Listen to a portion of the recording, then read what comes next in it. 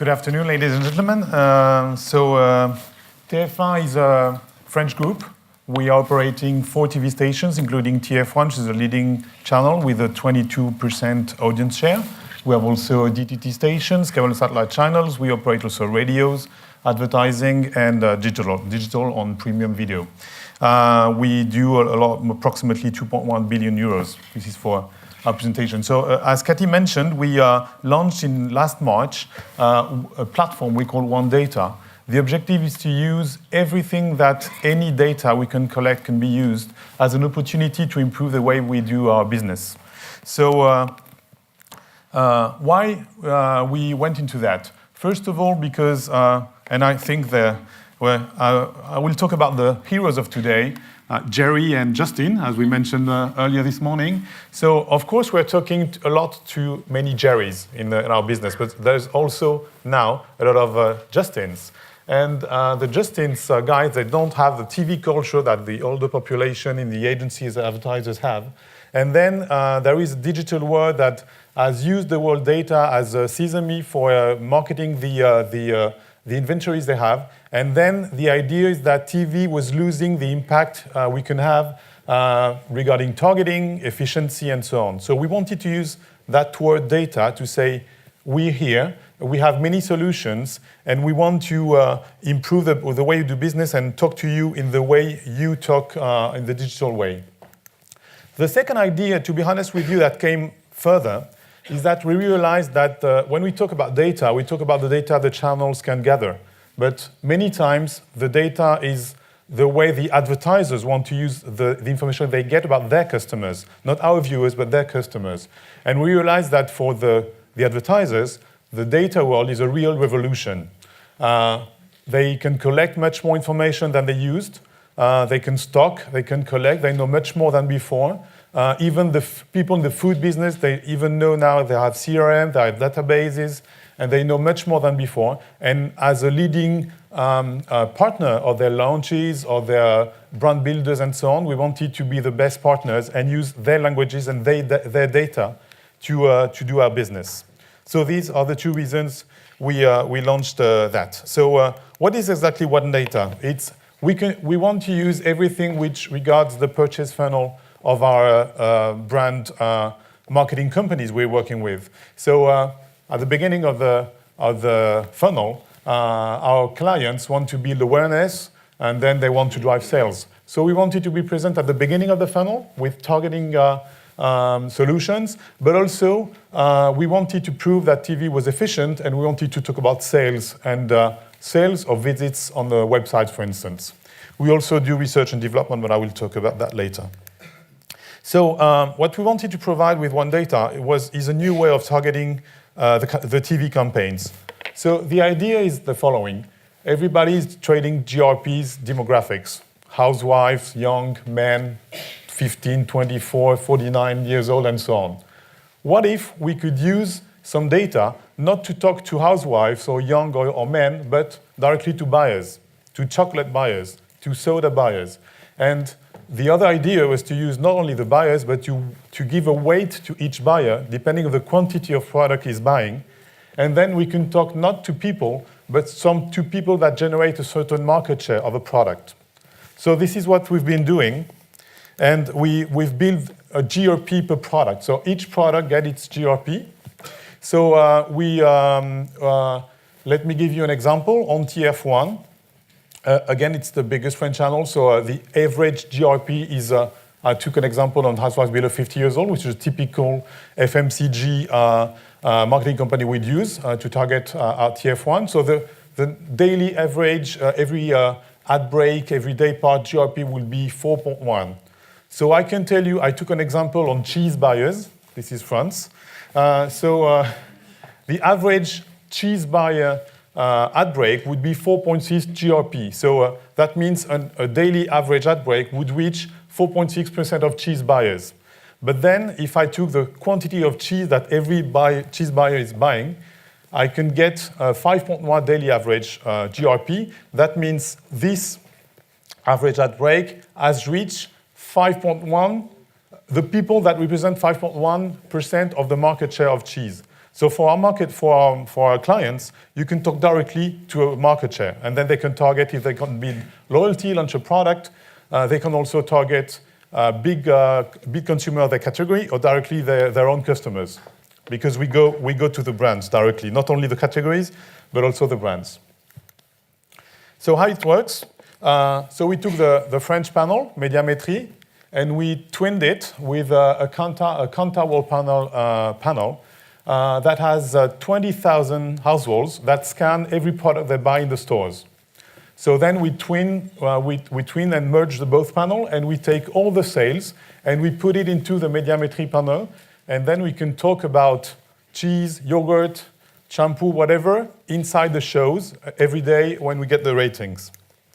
So we did that on 44 FMCG sectors: toothpaste, detergent, shampoo, yogurt, for instance, and also 4 decision maker targets for car makers, for bank, insurance, and telecom. So let me give you examples on what we can be done with that kind of data we get on a day-to-day basis every morning. First of all, of course, it's a better knowledge as a TV company to know better our viewers. So it will be good for improve our editorial, but also for sponsorship, for instance, because we can talk about people buying brands. And of course, we'll be using that to qualify targets for TV campaigns. So for instance, every Sunday morning, because The Voice is aired on Saturday evening on TF1, I can tell you what car they are driving. So let's take this example. So this is France again, so they drive a lot of Renault and then Citroën and then Peugeot. But I can tell you not they are young or men or women, but what car they drive. Of course, I can index it depending on the regular population or car owner we have. I will get another example. I took The Mentalist. The Mentalist is very fun for us because TF1 is making more audience on The Mentalist than CBS. We do 8 million people are watching Mentalist on TF1. Very handsome for a French lady. So I can tell you what water they buy. So they buy typically Evian. For 29% of the Mentalist viewers are buying Evian as a water, and 21% are buying Milka as a chocolate biscuits, for instance. Another example. When you're watching Dancing with the Stars, so normally you're thrilled and you sweat with the dancers when you see the performances, and then when you sweat too much, you buy Skip for washing your shirt, 28%, and you can use Axe also, not to sweat too much. 23% of buyers, of viewers buy that kind of product. So we can do that for every show and, of course, every ad break. So this is a new way to talk to our customers in their languages, and they can now target their customers or their category customers. I will give you an example again on cheese. We can use that data directly for trading. So we propose our customers to buy our GRPs on every channel because we want this to be used by our customers. So we produce those GRPs for every channel in France. The only thing that the channel need to have a daily reports, so not the little ones, and they need to have a limited minimum scale because as we are merging to information, we need the channel to have a sufficient rating. So let's say every channel above 1% market share, audience share, would be included in the data. So we provide the GRPs for all the categories, and we propose that to the agencies and advertisers. So they can buy a GRP shampoo campaign, for instance, and we will allocate the spots depending on the best results for this target. If we compare the demographic results we took housewife below 50 because typically a cheese company would target that kind of target in a campaign. We can realize that if we took the 20 best performing ad breaks and we take the 20 best ad breaks in cheese buyers, 12 will be different.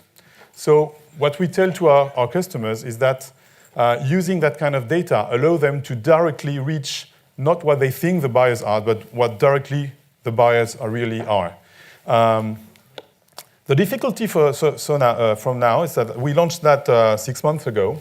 We have now developed 32 different targets,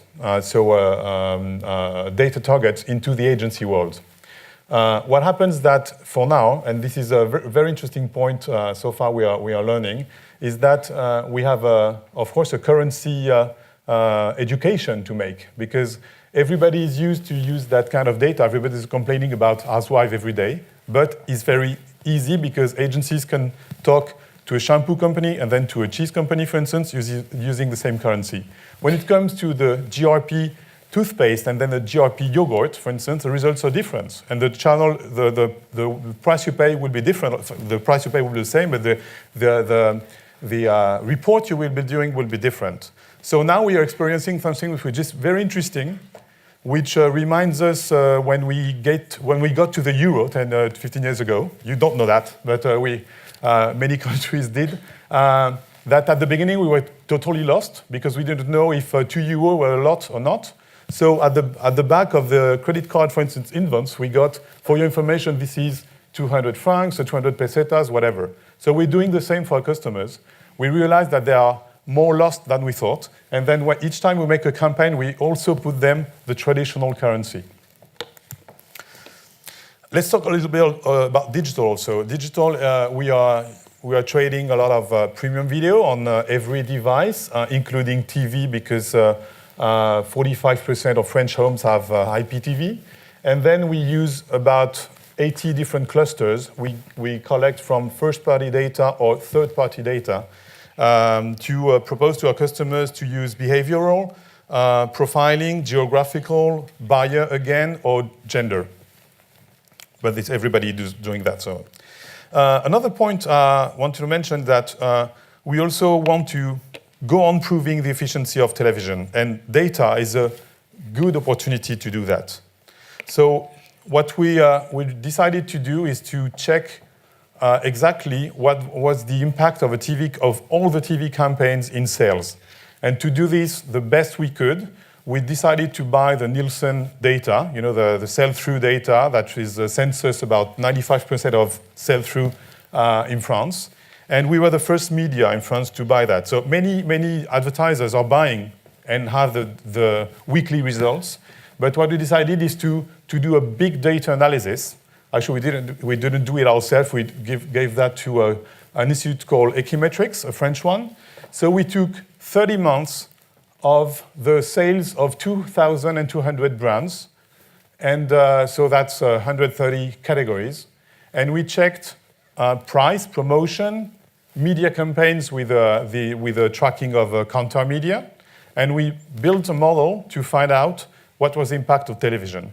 And we can go to our customers saying what's exactly the impact category per category. Actually, I just want to share a good figure that we find out, is that when you exclude the price and promotion and distribution, of course, is the first reason to buy a product, which is available in store, TV explains 80% of all media investment. So we have many TV companies in the room. So we are very happy to share that with you. We also did the same with the efficiency of TV campaigns in digital KPIs. Many of our customers want now to drive sales, but they want to drive traffic. So some of them are pure players. They didn't know television, and we use some tools to build that efficiency proof. Many of our customers are pure players. They don't know TV. They are used to have the cost per click information, and TV was very weird to them because they couldn't have accurate and day-to-day data.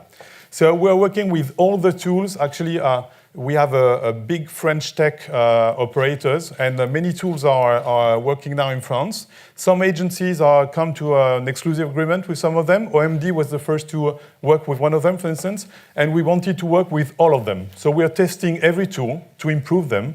Actually, it's great because they re-affect all not only the traffic, but also if you sign a contract 2 weeks after, they remember that you came on that Tuesday at 3 p.m., for instance, and they can tell you that break generated X contracts, for instance. So, and we drive direct response and also indirect, because sometimes for peak time, for instance, we realized that the results came after, not only on the X minutes after that. So working on all the tools that still in progress, because those tools are still not measuring mainly the branding effect, but it's still very good to improve the TV efficiency among the digital customers. Just to end about what next. So we want really, because the data world is it's a good opportunity, but it's a big world and many things to discover so far. 2 initiatives we are launching.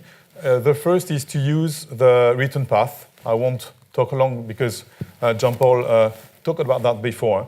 But we are trying to make on a catch-up service to use the return path of the ISPs in France to use that data to ad serve properly the campaigns.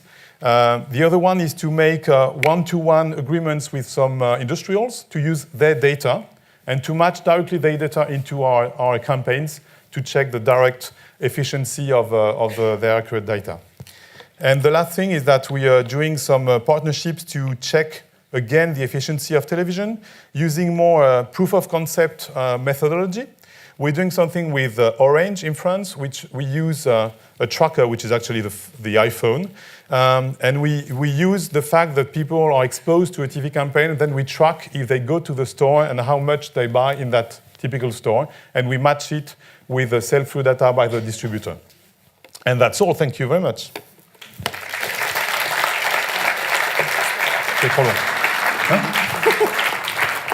So I'm going to invite the panelists to come on stage while I take questions from the floor to Fabrice. I think it's a different use of data to trigger some questions to Fabrice. No? Yeah? Is there one? Oh, yeah, there's one in the back, the very back. I don't know if a microphone is on its way. Yes.